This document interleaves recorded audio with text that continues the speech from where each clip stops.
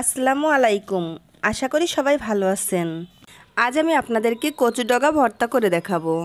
এজন্য এখানে আমি একটা কচুর আঁশ ছাড়িয়ে ছোট টুকরো টুকরো করে কেটে নিয়েছি। কাটার পরে খুব ভালো করে ধুয়ে পরিষ্কার করে নিয়েছি। কচু কাটা অথবা ধোয়ার আগে হ্যান্ড গ্লাভস পরে নিলে হাতে চুলকানোর ভয় থাকে না। ভর্তা করার জন্য প্রথমে আমি কচু সিদ্ধ করে নিব। এজন্য এর মধ্যে আমি 10-12টা রসুনের কোয়া দিয়ে দিচ্ছি। দিয়ে দিচ্ছি স্বাদমতো লবণ, হাফ চা চামচ হলুদের গুঁড়ি, আর দিয়ে দিচ্ছি একটা পেঁয়াজ কুচি। এবার কচুটা সিদ্ধ করার জন্য আমি 1 কাপ পরিমাণ পানি দিয়ে দিব। তারপর নেড়েচেড়ে সব কিছু খুব ভালো করে মিশিয়ে নিব। মেশানো শেষে চুলাটা অন করে ঢাকনা দিয়ে ঢেকে আমি কচুগুলোকে সিদ্ধ করে নিব। মাঝে মাঝে ঢাকনাটা তুলে নেড়ে দিতে হবে, তা নাহলে নিচ থেকে পোড়া লেগে যেতে পারে। আমি চুলার আঁচকে মাঝারি আঁচে রেখে কচুগুলোকে সিদ্ধ করে নিব।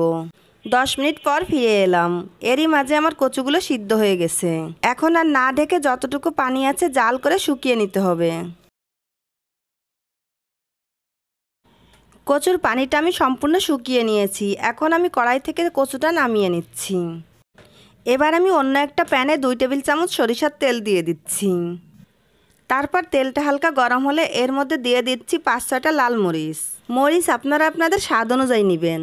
আমি যে মরিচগুলো নিয়েছি এই মরিচগুলোর ঝাল অনেকটা কম, তাই আমি 5-6টা নিয়েছি। মরিচগুলোকে ভালো করে ভেজে নিয়েছি। এখন আমি তেল থেকে তুলে নিচ্ছি। তারপর একই তেলের মধ্যে দিয়ে দিচ্ছি 3টা পেঁয়াজ কুচি। পেঁয়াজটাকে বেশি ভাজতে হবে না, হালকা ভেজে নিলেই চলবে।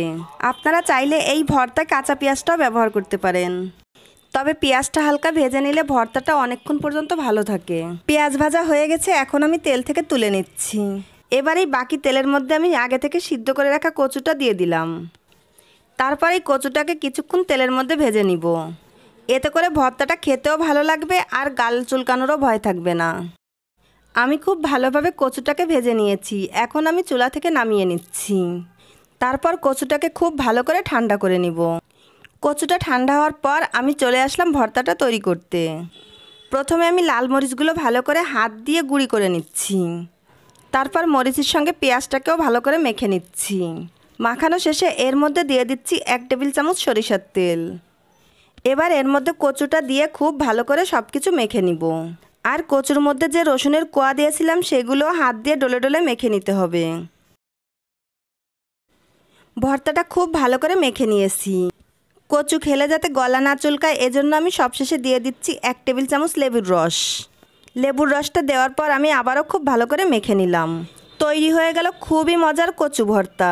গরম ভাতের সাথে এই কচু ভর্তাটা খেতে কিন্তু অসাধারণ লাগে। যারা এর আগে কচু ভর্তাটা খাননি তাদের কাছে অনুরোধ রইল অবশ্যই একবার ট্রাই করবেন। আশা করছি আমার ভিডিওটি আপনাদের ভালো লেগেছে। ভালো লাগলে আমার চ্যানেলটিকে সাবস্ক্রাইব করার অনুরোধ রইল। আজ বিদায় নিচ্ছি। সবাই খুব ভালো থাকবেন। আমার এবং আমার ফ্যামিলির জন্য দোয়া করবেন। আল্লাহ হাফেজ।